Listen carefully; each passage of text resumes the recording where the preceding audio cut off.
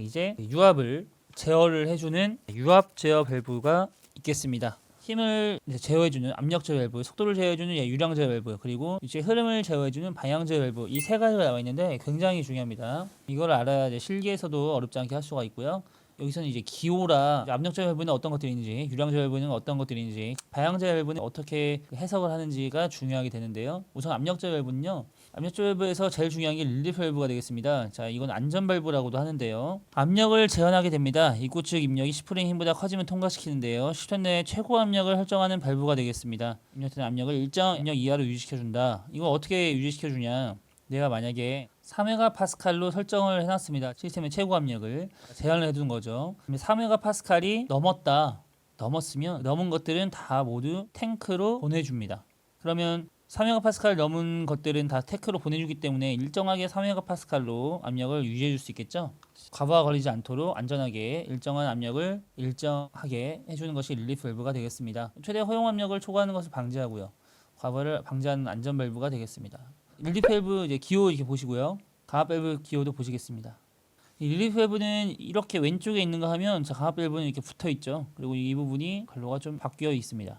릴리프 밸브는 시스템의 최고 압력을 이제 제한을 했던 거고요. 그러니까 주 회로의 압력이죠. 강압 밸브는 주 회로에서보다 좀 더 낮은 압력을 사용하려고 할 때 그때 사용하는 강압 밸브가 되겠습니다.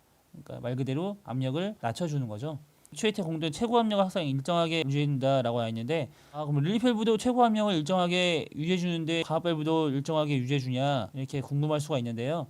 여기 보시면 릴리프 밸브는 실린더 내의 토크의 힘을 제한해서 시스템 내에 최대 허용 압력을 초과하는 것을 방지하는 거고요. 그럼 강압 밸브라고 하는 것은 시스템 내의 압력 안에 이 실린더 액추에이터로 가는 이 부분 공급되는 최고의 압력을 일정하게 유지시켜주는 것이 되겠습니다.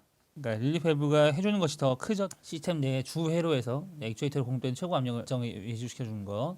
이거 좀 다른 얘기니까 좀 유의하시기 바랍니다. 시퀀스 밸브 같은 경우에는요, 순차 작동 밸브라고 해서 조작의 순서를 제어할 때 내가 A가 있고 B가 있으면 A가 작동된 후에 B가 작동되게 하고 싶으면 이 시퀀스 밸브라는 것을 사용하면 되겠습니다. 그리고 이 카운트 밸런스 밸브도 굉장히 중요한데요. 자, 유압 작동기에 걸려있는 부하가 급격히 제거되었을 때 하중이나 관성력으로 인해서 작동이 제어가 불가능한 상태가 되는 것을 막기 위해서 배합을 형성하는 겁니다. 작동기의 운동 속도를 제어하는 거죠. 자, 예를 들어서 포크레인이나 이런 것들이 물체를 이렇게 들고 있다가 만약에 포크레인으로 가는 그런 압력이 없어졌습니다. 그럼 이게 바로 떨어지면 위험하겠죠. 근데 바로 떨어지지 않고 이렇게 배합을 형성해서 이 압력이 없어지더라도 이게 바로 떨어지지 않게끔 그 배합을 형성해 놓는 겁니다. 배합이라고 하는 것은 배기 압력이거든요. 배기 압력을 이렇게 형성을 해놔서 바로 떨어지지 않게 위험한 상황을 방지하기 위한 그런 밸브라고 생각하시면 되겠습니다. 시퀀스 밸브 기호, 카운터 밸런스 밸브는 이 기호 위에서 보셨죠? 이 릴리프 밸브고요. 네, 릴리프 밸브와 이건 체크 밸브입니다. 한쪽으로만 유체가 흐를 수 있게 역류 방지하는 그런 밸브가 되겠는데요. 이건 체크 밸브를 두 개를 써서 이렇게 배합, 빠져나가지 못하도록 배합을 걸어주는 겁니다. 그래서 체크 밸브가 사용이 되고요. 실기에서도 이 릴리프 밸브와 체크 밸브를 같이 사용할 수 있게끔 안내하는 그런 문구들이 많이 나옵니다. 다섯 번째는 무브화 밸브인데요. 자, 언로딩 밸브라고도 합니다. 작동 압력이 규정 압력 이상으로 되면 유압류를 유압 펌프로부터 직접 오일 탱크로 교환시키면서 펌프를 무브화 상태로 하고 이하가 되면 밸브는 닫히고 작동하게 됩니다. 무브화. 부하 걸리지 않는다는 뜻이죠. 그러니까 액추에이터로 부하가 전해지지 않는다는 뜻입니다. 그러니까 보통 무브화할 때는 공급 포트가 있고 탱크로 간 것이 있으면 공급되었던 것이 작업 포트로 가지 않고 보통 탱크로 바로 가는 이런 상태가 되겠습니다. 바로 그냥 유압은 순환이기 때문에 위까지 거치지 않고 그냥 바로 탱크로 그냥 왔다 갔다 이렇게 무부하로 되는 거죠. 이쪽으로 가면 이제 부하가 걸린다는 뜻입니다. 다음 압력 스위치라는 것이 있는데요. 자, 회로의 압력이 설정값에 도달하면 전기회로에 신호를 보내서 전기회로를 열거나 닫히게 하는 개폐 역할을 해주면 전환 스위치가 되겠고요. 기호도 한번 보시기 바랍니다. 이 압력 스위치 기호 잘 나오니까요. 설정 압력에 도달하게 되면 이게 지금 A 접점으로 되어 있는데 A 접점이라는 것은 평소에 열려 있는 거, B 접점이라고 하는 것은 평소 닫혀 있는 것을 뜻합니다. 설정 압력이 되면 이게 닫히게 되겠죠. 닫히게 돼서 전환이 되는, 만약에 붙어 있다 보면 이게 열려서 멈추게 되는 그런 역할을 해주는 것이 압력 스위치로 보시면 되겠습니다. 자, 개념 잡기 문제 풀어보도록 하겠습니다. 자, 한쪽 방향의 흐름에 대해서는 설정된 배합이 생기게 되고 다른 방향으로는 자유로운 흐름이 가능한 유압 밸브로 체크 밸브가 내장되어 있는 것, 이 설정한 배합이 생기게 된다는 것은 카운터 밸런스 밸브라고 했죠. 이 카운터 밸런스 밸브는 릴리프 밸브와 체크 밸브로 구성할 수 있습니다. 답은 4번이 되겠습니다. 참고적으로 이 압력 스위치와 비교해서 개념이 비슷한 유체 퓨즈라는 게 나오는데요. 자, 압력 스위치는 설정압이 되면 전기를 열거나 닫히게 하는 개폐를 해주는 역할을 해주는데, 유체 퓨즈는 설정압이 초과하게 되면요, 유압에 의해서 파열돼서 압류를 탱크로 귀환시키므로 동시에 압력 상승을 막아서 기기를 보호하는 역할을 해주게 됩니다. 그러니까 유체 퓨즈는 이제 막이 파열이 돼서 바로 귀환시켜 주는 거예요. 압력 스위치는 파열이 아니라 전기로 개폐를 해주는 그런 역할을 해주는 겁니다. 비교해서 알아두시면 좋을 것 같습니다.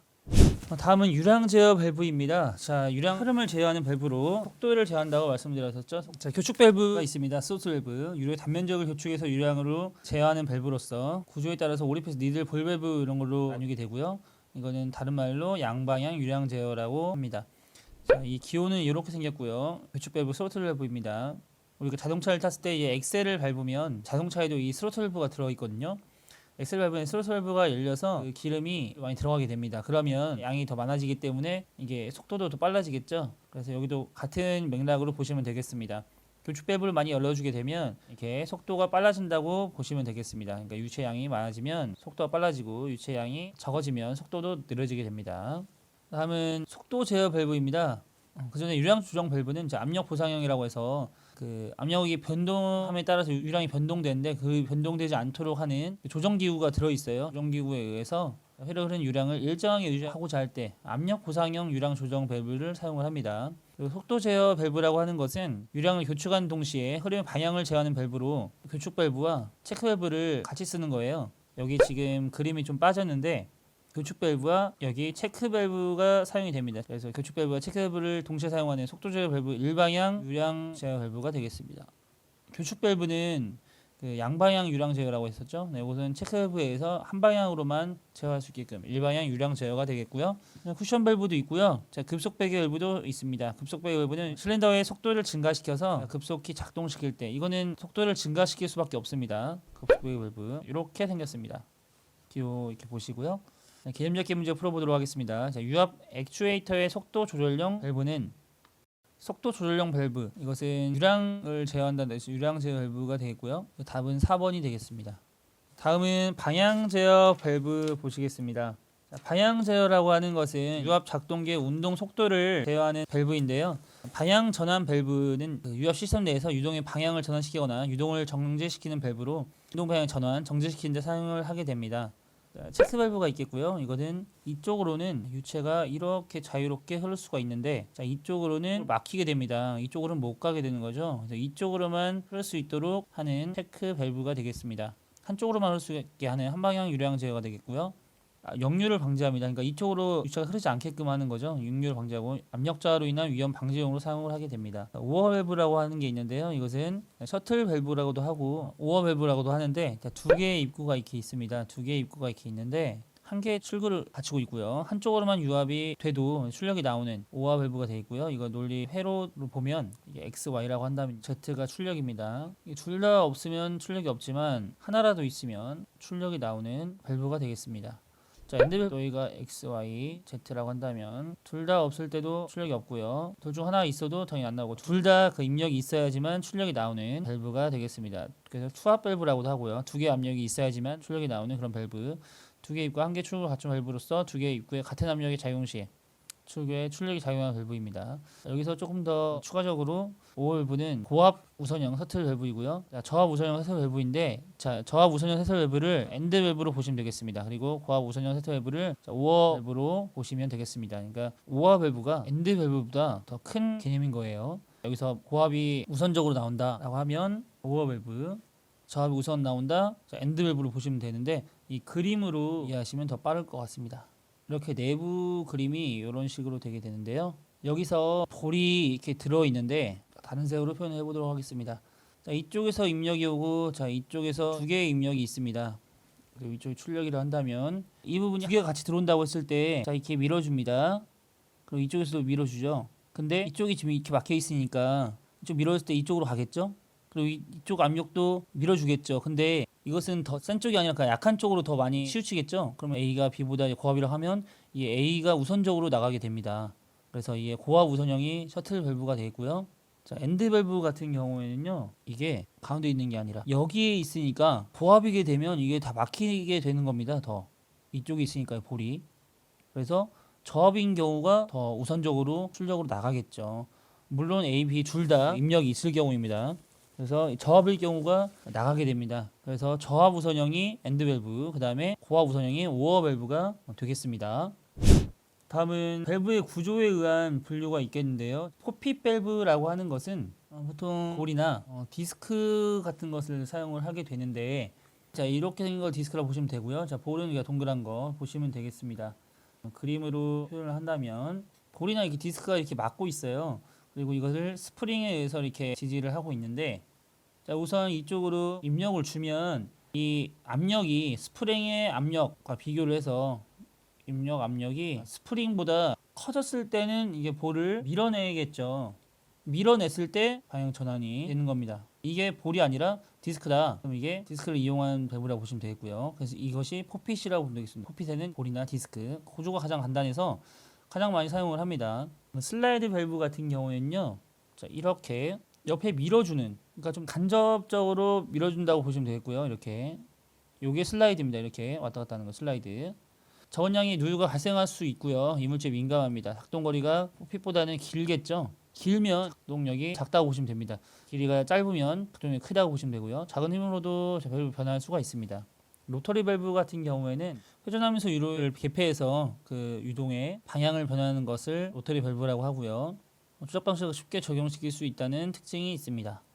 개념 잡기 문제 한번 풀어보도록 하겠습니다. 유압 제어 밸브의 분류이다. 잘못 연결된 것은 압력 제어 밸브는 크기 맞고요. 1의 방향 제어 밸브, 1의 속도 유량 제어 밸브 맞습니다. 1의 종류. 3번 이 틀린 보기죠. 넘어가도록 하겠습니다. 다음은 포트 수와 위치 수입니다. 자, 이게 몇 포트 몇 위치짜리 밸브인가 라는 문제가 굉장히 잘 나오는데요. 굉장히 쉽습니다. 포트 수라고 하는 것은 밸브의 그 주관로에 접속하는 접속구의 수고요. 위치 수라고 하는 건 밸브 내부에 생긴 전환 위치 수를 뜻합니다. 자, 참고 이 그림을 보시면 이 사각형 개수를 위치라고 해요. 두 개 있으니까 이거는 2위치입니다. 그리고 포트를 따질 때는 이 하나의 사각형 안에 접속한 접속구가 몇 개인가? 두 개가 있죠. 보통 공급을 P라고 나타내고 작업을 A라고 나타내는데 접속구가 두 개가 있죠. 이거는 2포트 2위치가 되겠네요. 그럼 밑에 보시겠습니다. 이건 우선 사각형 두 개니까 2위치죠. 그 다음에 한 사각형 안에 접속구가 몇 개인가? 하나, 둘, 세 개가 있으니까 3포트가 되겠네요. 사각형 두 개니까 위치는 이것도 2위치가 되겠고요. 그 다음에 이거는 하나, 둘, 셋, 네 개가 있으니까 4포트가 되겠네요. 그리고 마지막으로 위치는 사각형 3개, 3위치가 되겠고요. 그 다음에 접속구의 수는 하나, 둘, 셋, 네 개가 되므로 4포트가 됩니다. 보통 밸브를 명명을 할 때 포트부터 얘기를 해주군요. 이것은 4포트 3위치짜리 밸브가 되겠습니다. 4포트 3위치짜리 그 밸브의 중립 위치, 중립에서 위치시킨다는 뜻인데요. 그 4포트 3위치짜리는 종류가 좀 있습니다. 오픈 센터형이라고 하는 것은 P가 공급이고요.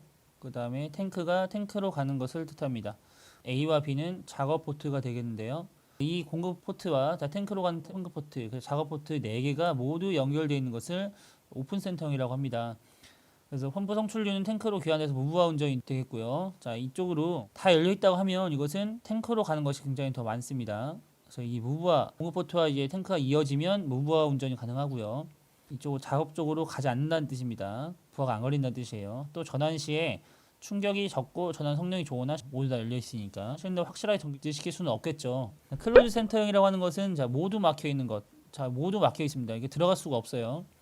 중립 위치에서 모든 포트를 막은 형식으로 밸브의 전환을 급격하게 작동하면 서지압이 발생할 수 있으니까요. 주의를 해야겠습니다. 이렇게 지금 작동을 하다가 이쪽으로 오게 되면 실린더가 멈추겠죠. 근데 다 막혀 있기 때문에 이게 갑자기 과도적으로 압력이 올라가게 됩니다. 이게 서지압이라고 하는데요. 과도적으로 발생하는 압력, 서지압이 되겠고요. 텐덤 센터형이라고 하는 것은 중립 위치에서 AP 포트는 차단하고 공급 포트와 탱크 포트만 연결하는 것을 텐덤 센터형이라고 합니다. 이것도 무브화 운전 시 사용을 가장 많이 하고요. 텐덤 센터형이 굉장히 잘 나옵니다. 그리고 펌프 클로즈 센터형은 중립 위치에서 P 포트가 막혀 있고요. 나머지 작업 포트와 탱크가 이어져 있는 거고, 반대로 탱크 클로즈 센터형은 탱크만 이렇게 막혀 있고 공급 포트와 작업 포트 A, B가 연결되어 있는 것을 뜻합니다. 펌프 클로즈 센터형은요, 저속 경부하에서 관성에 의한 자중에 위험이 적을 때 사용하고요. 탱크 클로즈 센터형은 전자인도 차동열에 의한 종속이 가능합니다. 실린더 클로즈 센터형은요, 펌프 얼로드가 요구되면서 부하에 의한 자종을 방지할 때 자, 이것은 작업 포트 하나만 이렇게 돼 있는 겁니다. 이게 공급 포트와 T가 연결되어 있고 작업 포트 B가 한쪽으로만 연결되어 있는 거. 오픈 텐덤 선택형은 P 포트가 서로 통하게 되니까 무부하를 할 수 있다는 거. 공급 포트와 탱크 포트가 이렇게 연결되어 있으면 무부하 운전이 가능하다. 이렇게 구분하면 되겠습니다. 기타 밸브로는 이제 슬라이드 밸브가 있고요. 볼시트 밸브, 디스크 시트 밸브가 있습니다. 이 볼시트 슬라이드 밸브, 디스크 시트 밸브는요. 아까 밸브 구조에 의한 분류에서 볼과 디스크, 슬라이드 밸브에 의한 밸브로 보시면 되겠고요. 볼을 쓴다, 슬라이드를 쓴다, 이렇게 간접적으로 디스크를 쓴다 이런 것들이죠. 서버 밸브 같은 경우는 소형으로 큰 출력을 넣을 수 있고 빠른 응답성을 가지고 있습니다. 작동기와 부하 장치를 보호하는 효과가 있고요. 비례 제어 밸브라고 하는 것은 일정한 압력이나 유량을 제어하는 데 사용하기 위해서 나타나게 된 밸브가 되겠고요. 시간 제한 밸브는 구성 요소가 중요합니다. 속도 조절 밸브, 공기 저장 탱크, 3포트 20짜리 밸브로 구성이 되어 있다는 거 이거 꼭 알아두시기 바랍니다. 보통 시간 제한 밸브는요. 탱크가 소형 탱크를 씁니다. 공기저장 탱크 소형을 쓰는데 좀 한계가 있으니까 보통 30초 이내에 지연시킬 때 사용을 하게 됩니다. 참고적으로 이제 타이머 회로에 대한 내용이 나와 있는데요. 온딜레이 타이머 이것은 한시 동작 순시 복귀 회로가 되겠고요. 오프딜레이 타이머는 순시 동작 한시 복귀가 되겠습니다. 이거에 대한 내용은 뒤에 더 자세하게 설명드리도록 하겠습니다.